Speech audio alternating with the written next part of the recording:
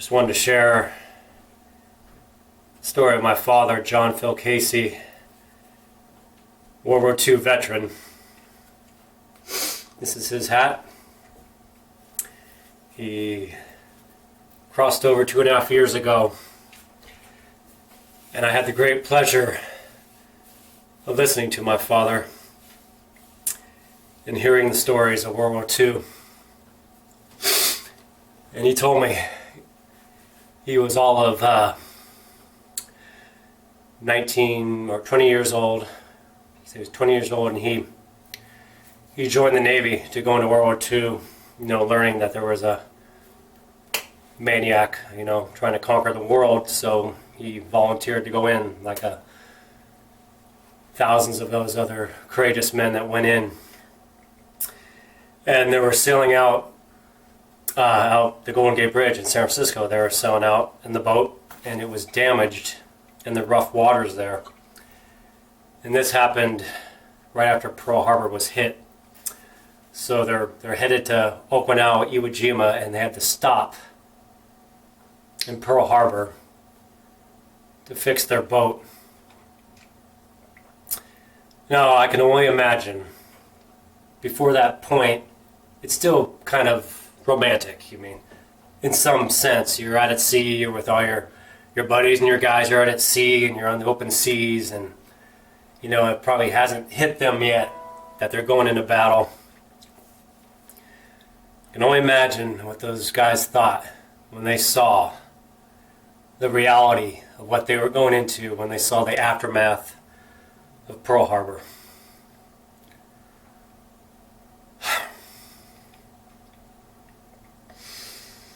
I don't know. I know for me, I'd be like, guys, let's fix the boat and let's head back to San Francisco. F this. I could see me saying that.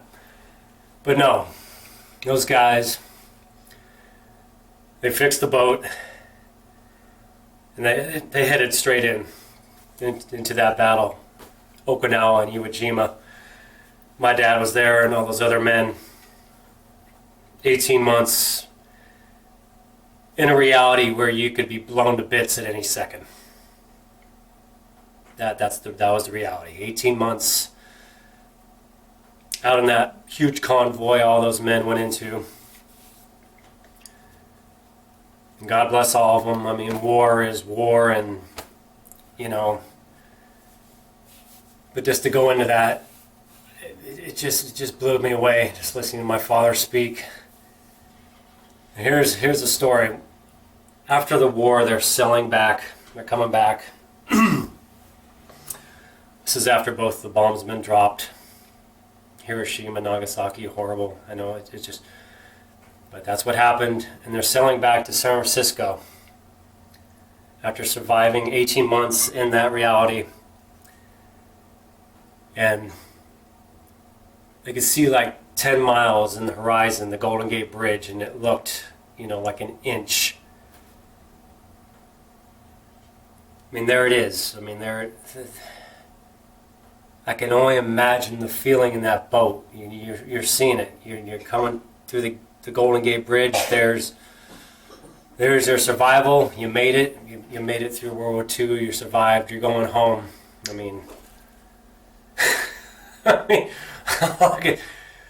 Yes, through those golden gates is cold beer and hot women. That's you can just imagine the party on that boat. Anyway, just astounding. Just astounding. I don't know. So much respect for my dad and all those men, and God bless them all, and the Japanese and everyone. And it's tragic, but they did it and they went through it, and all of them, the heart and the balls of steels of everybody, who went into that battle and was a part of that, and everyone back at home who had to deal with it, and the wives and the children, and I don't know. I hope we can just somehow evolve out of that and never have to deal with it. But this is an interesting world, and I'm just learning as I grow up. I'm just learning just to stay in forgiveness with it all. with everything now, and just keeping an open heart and open mind with everything, and I just learning I'm on this planet to forgive and love, and I don't know, anyway, that's my dad, and he's with us, and love him very much, and I really just wanted to share that with everyone. Thank you.